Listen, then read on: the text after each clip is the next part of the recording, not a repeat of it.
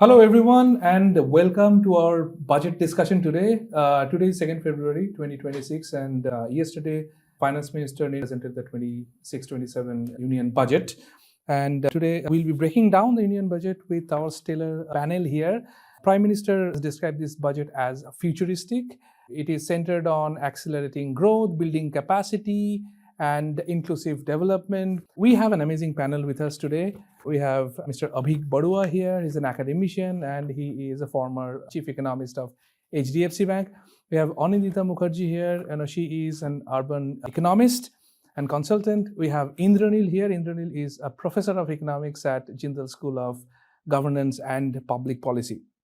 So my first question, to the panel here is that what is your macro view about the budget, right? So in the budget, we have heard about the projections like 7.5% GDP growth rate. We have seen a massive 12.2 lakh crore capital expenditure. We have a projection of 4.3% of budget deficit. So how do you think these projections, this budget will support private investment and overall macroeconomic stability of the country? Let's just look at the numbers a little carefully. I think the budget is premised. So there are two issues in analyzing the budget. Are the numbers credible? Starting with the headline macro numbers, I think it assumes a nominal GDP growth, which is real growth plus inflation of just 10%, which I think is realistic. If you look at the revenue assumptions and so forth, they're realistic. So from that perspective, I don't have any problems. The capex number seems high, but this is part of a trend that has been there for some time, where the government has been doing the heavy lifting with public investment. So it's not huge, perhaps adequate to keep the economy ticking. And I think based on the various projections, etc., I think the 4.3% fiscal deficit number is realistic.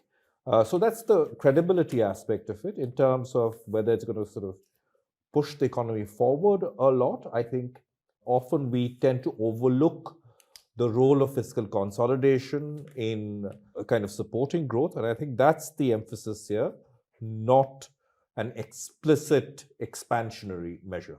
Yeah, for me, I think a couple of standouts on the budget side is very welcome high public sector expenditure to keep the economy ticking, as Mr. Barua pointed out. And the other thing is the speciality of the budget, where it is trying to create these urban nodes away from the metro cities, which has the potential to make our growth story much more universal and spatially segregated. I think those are the two key highlights for me. Yes, absolutely. I'll come to you about those. I know that you have things to say about that. Indranil, what's your take? So again, I agree with the panel that there is a strategic importance of this budget. In terms of capex, you'll see that the overall expenditure total expenditure has actually shrunk a bit, and capital expenditure has increased. So essentially, this means that you are shifting away so there is a cut in the revenue expenditure overall. So essentially, given that the capital expenditure would have higher multiplier effect on private investment. So this is a very interesting strategic move. It's not new. This has been this trend for last few years. So that's a positive one. The other crucial thing is also the targeting of debt GDP ratio. And there you'll see that the Fiscal Responsibility and Budget Management Act, FOBM Act, said 40% would be the debt GDP ratio, but the government has currently said we want to keep it at 50%. So you are getting slightly more fiscal space as a result. So these are crucial things. When we go deeper, we have certain concerns we need to discuss here. Maybe next round. Absolutely. My question to Abheek is that we have seen that in the market behaving in a certain way yesterday, and it is trying to bounce back. So do you think that market will eventually warm up to the announcement that has been made in the budget speech yesterday? Well, yes and no. I think that there was an immediate knee-jerk reaction to the announcement of the increased transaction tax on futures. What the market had expected was that it would come hand in hand with some reduction in the capital gains tax. That didn't happen. There was another thing which I think is some people have overlooked, is the fact that the government's gross borrowing number, the amount that it picks up from the bond market to fund its fiscal deficit, was significantly more than what the markets had penciled in. And it was also, this is an unrealistic expectation that invariably builds up before the budget, that you will have sort of very dramatic changes, either in terms of actual allocations or policy announcements. I think that this budget was, sort of conservatively languaged, if I may use that word. So I think that there was some disappointment. Once I think the market sort of gets over as a kind of initial knee-jerk reaction, it will be guided by other factors. I think global factors are very critical, particularly what the trade situation looks like, how soon. So it's really sort of stuff outside the budget that will guide the market forward. I'm glad you mentioned about STT increase, right? So I was following social media yesterday, and people were expecting that probably STT will be removed, and the buzz is a little bit on the despondent side that STT has been increased. So, but on the other hand, TCS on foreign expenditure also has been reduced. So, do you think that this will present some sort of a balanced financial ecosystem? Chitrakalpa, I think the issue really is with the instability of the tax regime as it pertains to the securities markets. And I think that's a big deal. And we've seen the recent controversy with respect to Tiger Capital. You go back a decade, you had the GAR, which was very controversial. So I think there is a specific concern and anxiety over too many changes in the securities, the tax on assets, financial assets. And I think this was kind of played into that anxiety, that sort of nervousness that financial markets specifically have. Certainly there were offsets, but I think the market would tend to over-focus on this bit. So, Indranil, what is your thought on the center-state relationship, especially with the acceptance of the 16th Finance Commission and its recommendation regarding the 41% vertical devolution to states and 1.4 lakh crore in grants? So, state finances are at a very precarious situation right now. Particularly, you'll notice that overall GST collection has also gone down, and states are also facing stress. The GST compensation component is going to be withered away over time. So there was a larger consensus that a lot of finance commission devolution should go to states. That has not happened. 41%. And in reality, what happens is even 15th Finance Commission recommendation was not completely, the Union government couldn't adhere to. So what will come out, what would be the total vertical devolution effectively has to be looked at carefully. But there is a need for stepping up the vertical transfer. Overall, particularly when we look at development sector, this is a major issue and we need to address this. You'll notice that the central sponsored schemes, which also largely cater to the development sector, the overall devolution has gone down. And there are specific schemes where there are cutbacks. There are also, of course, some schemes have got new additional funds, but this also remains a concern. So states are essentially getting less transfer from this center, which needs to be really looked at carefully. It's too early to give concluding observation on this, but it's a major concern, particularly states. So you'll see that because the southern states had actually put up a strong resistance to reduction in the vertical share, the new formula has tried to address their concerns to some extent, which is positive in one sense, but also we have to keep in mind the states in the central India, eastern India, where agriculture remains a major part of GDP. Their dependence on central transfer or vertical devolution is always more, and the development challenges are more. So from that perspective, whether this reduced share, how will that play out, needs to be looked at carefully. If I could just butt in here, I think this is a very important year where we are transitioning from the old Manrega, which was largely centrally funded, to the new VBG-RAMG, where the states have to play a significant financial role. Right. And that is going to put a huge burden on the states if they are to meet the enhanced employment guarantee target. So that also strains their finances. Of course, there are other things like unconditional cash transfers to women, etc. And I'm really not going to sort of dismiss them as freebies. I think in a number of states, these are very critical. Yes. So state finances, I'm just to sort of echo what Indranil said, are a problem area, but there are specific, problems that we need to focus on and how these might affect things like aggregate demand on the whole. For instance, if rural consumption were to be hit if the transition from Manrega to the new model was to be compromised in some way. Yes. Very important point, I think. And also you'll see that the inflation rate is very low. Yeah. And the government could have benefited out of it, but that has two sides.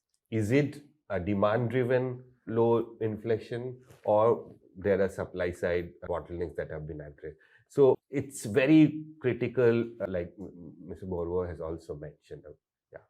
So absolutely right. So we cannot, this kind of highlights the importance of the increased state support and fiscal prudence. So when we're talking about the center-state relationships, so Anindita, I'll come to you. And do you think this increased coordination between the center and the state will also push Indian urban infrastructure, especially in tier 2, tier 3 cities? The finance minister has mentioned, or she has also mentioned about initiatives like the East Coast Industrial Corridor, coastal cargo promotions, there are industrial clusters. So, how do you think that, these announcements, these plans will help India grow in the right direction in the next few years? So just to step back, that urbanization itself is driving 60% of the growth story of India, right? Yeah. So the contribution is disproportionately high.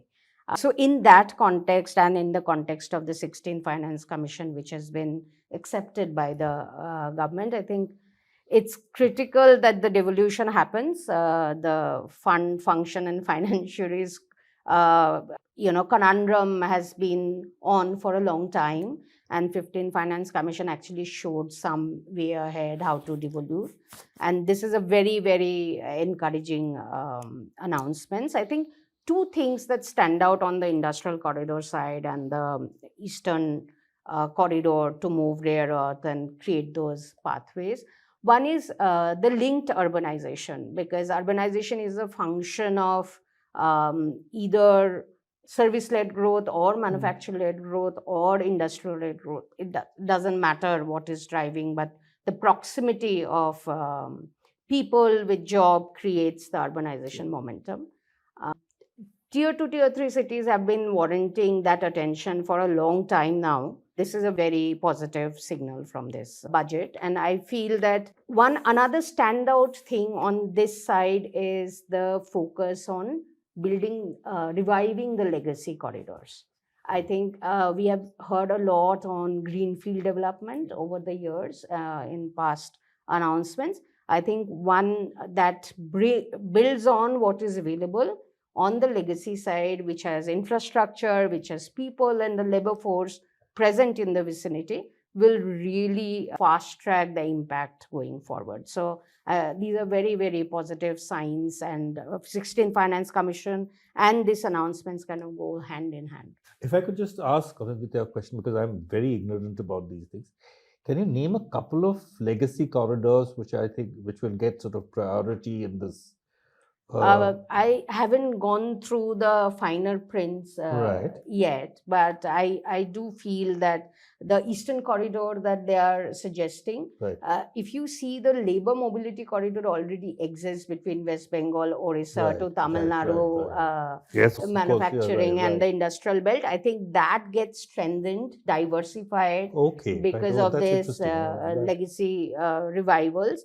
And that I do feel that although it doesn't automatically translate into well-being and well-developed urbanization, but it definitely signals towards positive Right, right. growth story. Okay. But we'll have to see how the financing flows and what corridors get priority above what corridors, and which are these upcoming urbanization that is Right, seen right. in that context, Right. to see what the results are.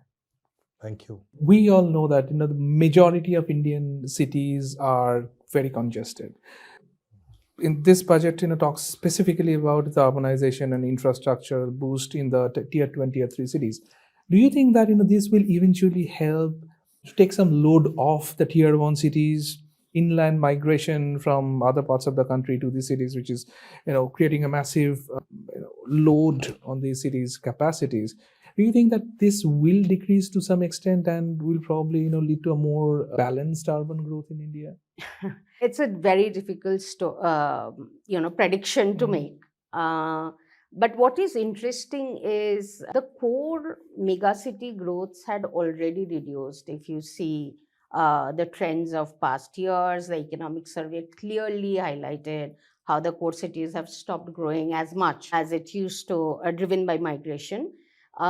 This economic survey, interestingly, also highlights that most of the urbanization growth will be captured and handled by tier 2 and tier 3 cities this period of the next 10 years. Our policy is overwhelmingly informed by tier 1 cities. Right. You are always responding to a tier 3 city need from a lens of Delhi or a Mumbai, Right. which makes it inconsistent with local realities. I think that's one thing that this budget and the economic survey lays down very well.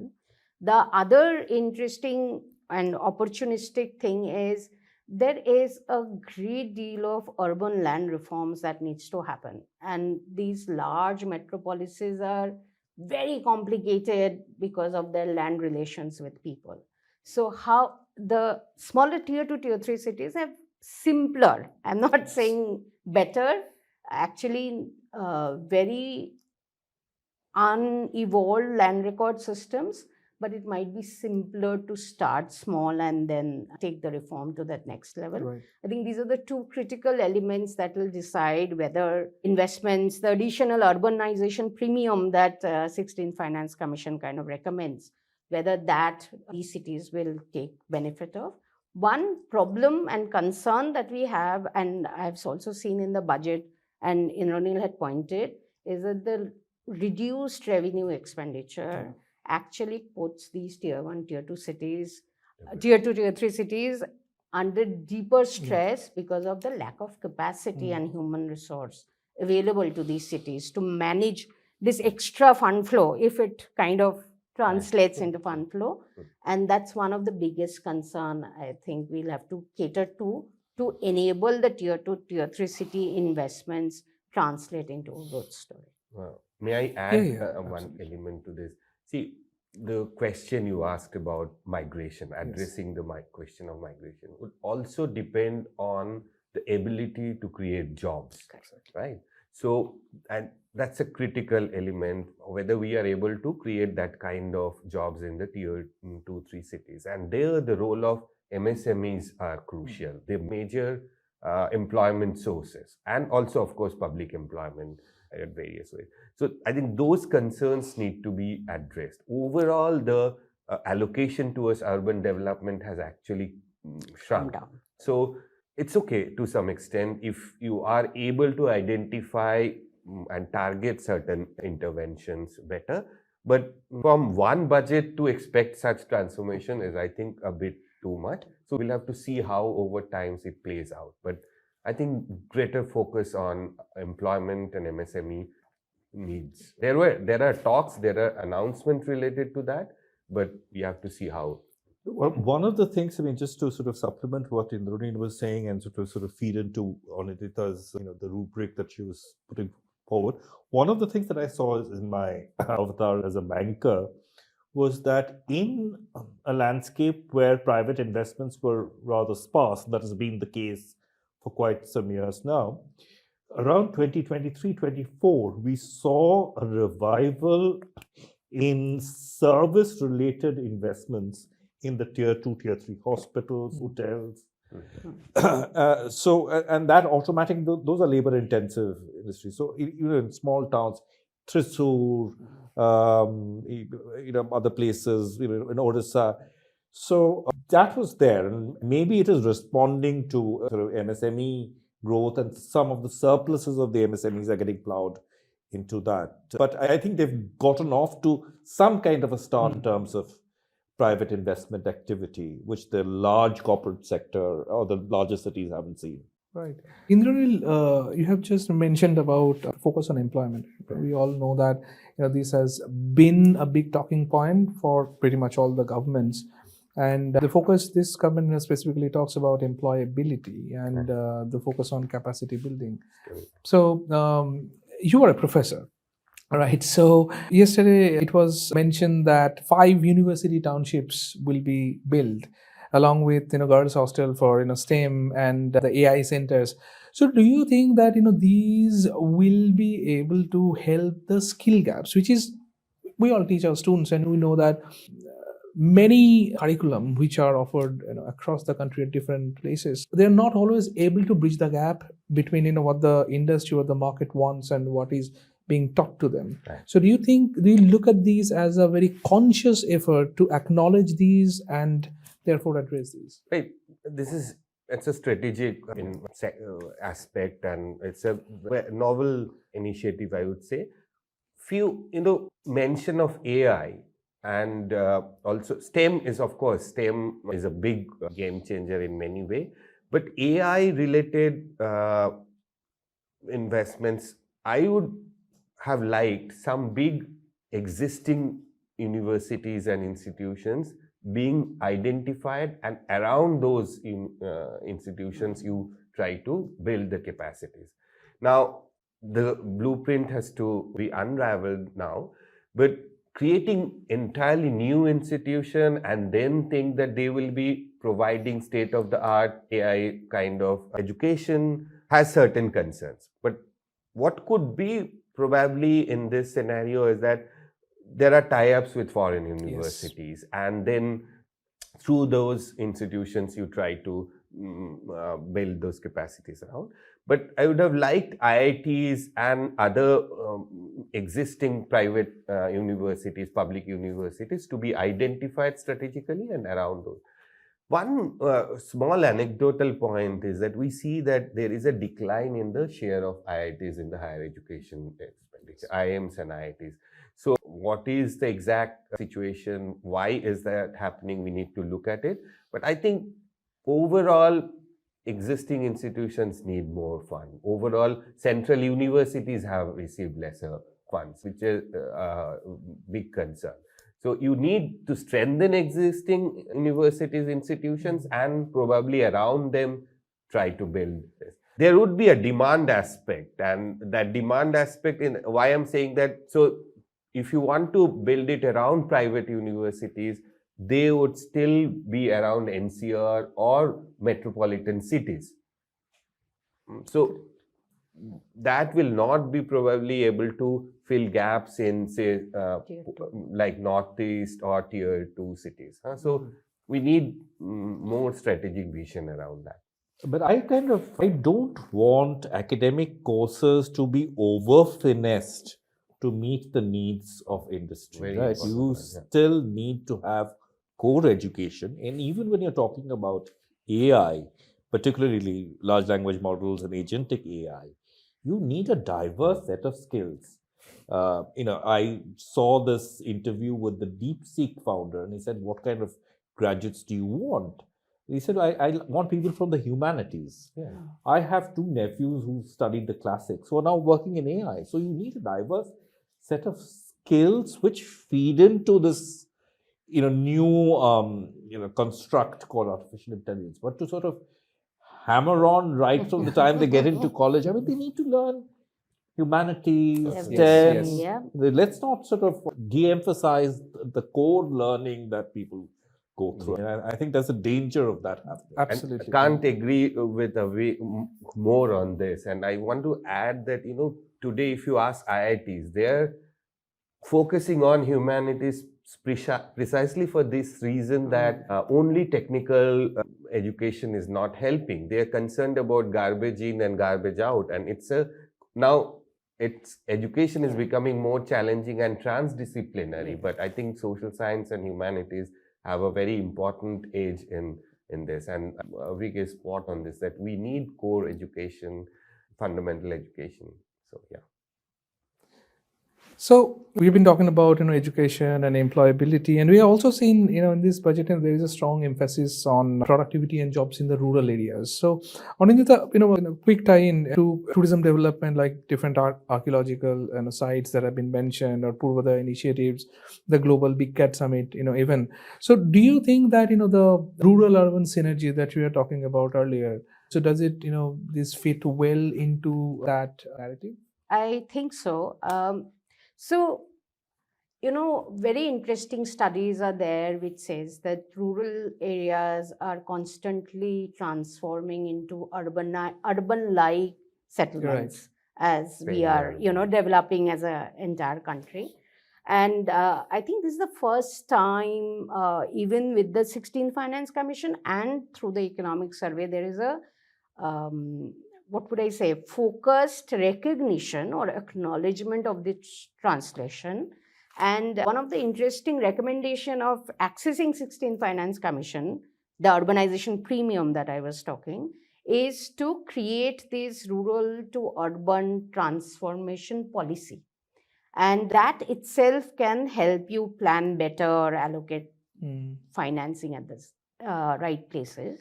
And these, the archaeological side, the tourism sides, they're very, very good initiative.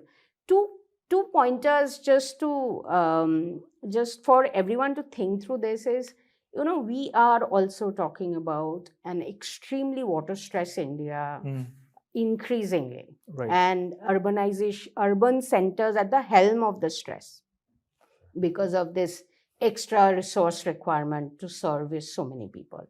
The growth narration within these constraints of archaeological towns, rural towns, which often go beyond their carrying capacity in these pushes of better tourism. And you take the Manali incidents, or that we have been reading all over the Himachal tourism, right? So how do you manage such extremities within the encouragement of these economic hub modeling around tourism is something that we need to really think harder, and the planners are at the center of this thinking. I think the only concern is, while we are doing or focusing on these elements, I think we'll also have to focus on how do you close the loop on the resource use. And how do you better use the wastewater, used water? How do you better recycle your garbage so that you are not putting it to the landfills? These are very important questions that needs answering alongside such measures. And that's something that the budget really did not articulate well. So we'll have to go back and see how cities are responding to these announcements. Yes, that is absolutely very important. So come to Abheek, you have mentioned briefly about the inflation numbers. So do you think the low inflation digits combined with the budget announcement, how do you see the Reserve Bank respond to this? How do you see the possible monetary policy announcement happening in the next Right. I mean, let me keep this very simple. I think the need of the hour is just the adequate quantity of money in the system, which is broadly referred to as liquidity.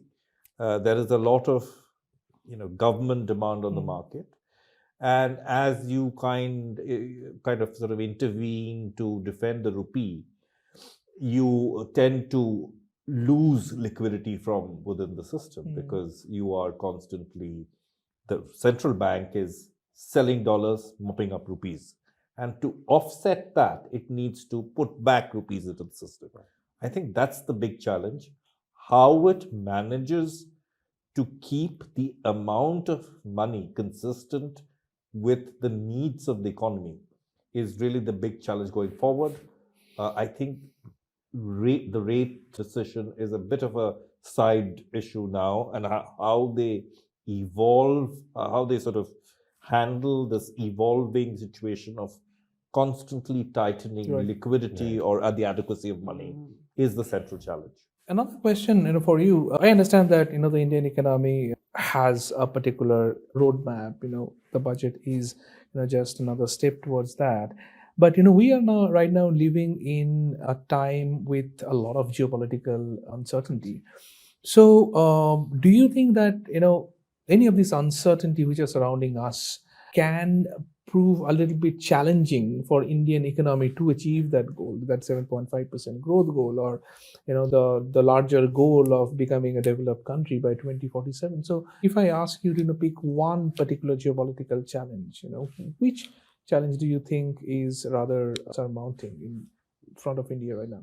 Well, I think the immediate challenge is our relations with the US. Have reasonably robust ties with the US, and I think some form of a trade agreement with them is very necessary to give us the confidence. By us, I mean in business and in consumers, the confidence to take decisions. At this moment, I think things are very iffy. Consequently, there is a perception of uncertainty. If there is some clarity on that in whatever shape or form, I think it might just change the dynamic altogether. This trade deals, that increasing closeness with European Union. So, do you think that will offset to some extent, the strained relationship with the United States, to some extent at least?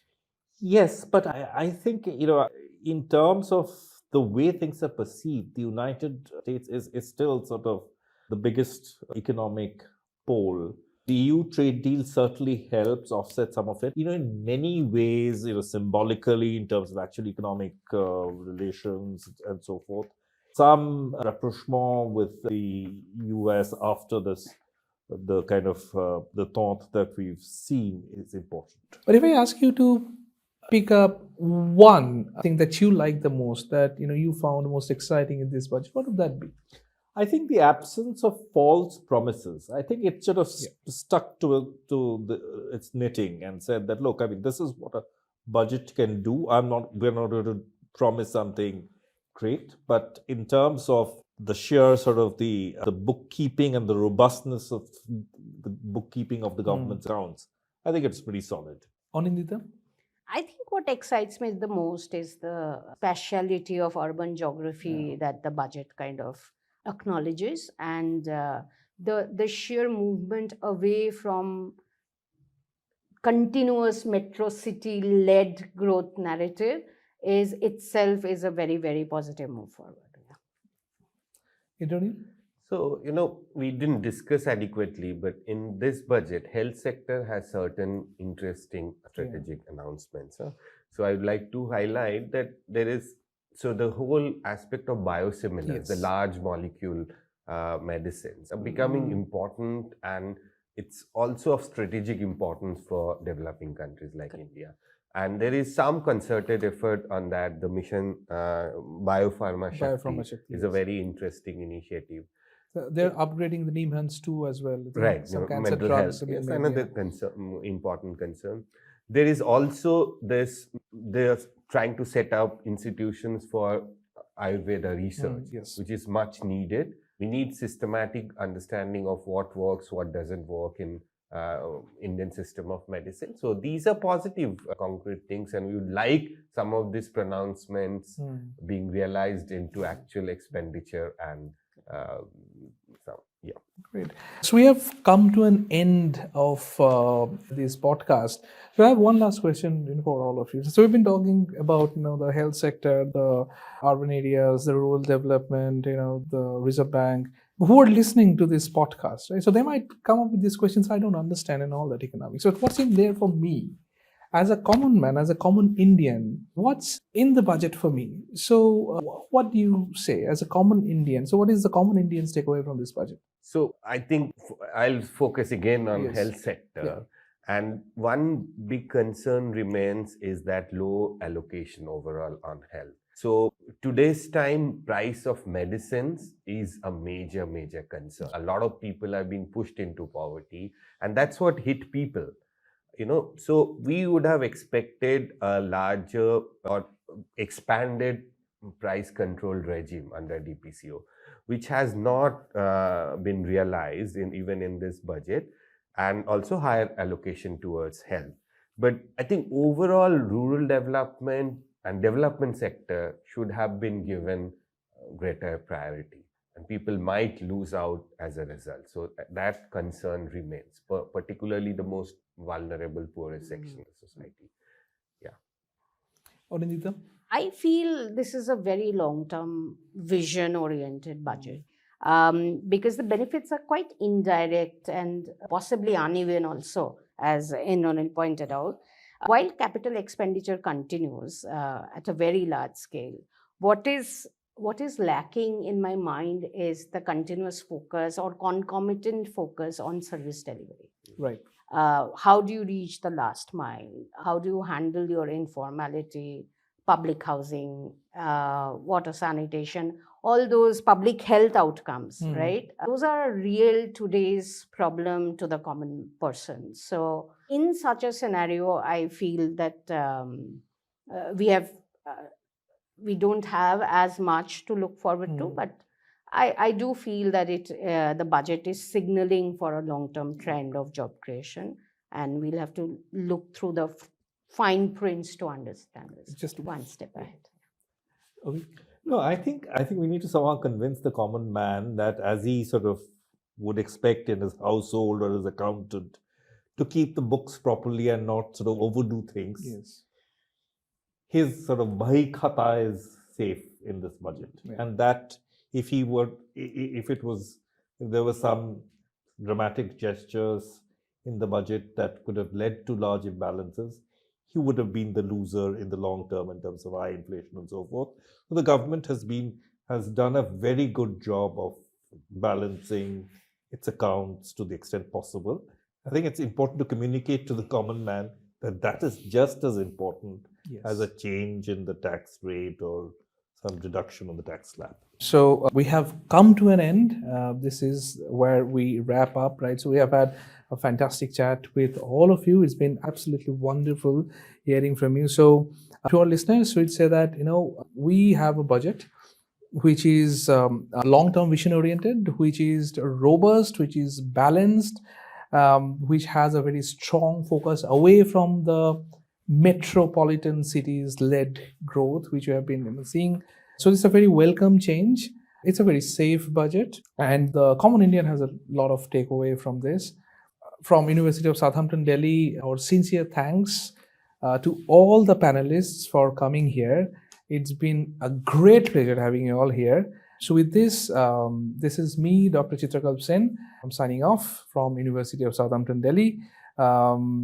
If the listeners want to tell us, what about this budget excites you most, please feel free to drop a comment below this video. Till our next video, thank you very much.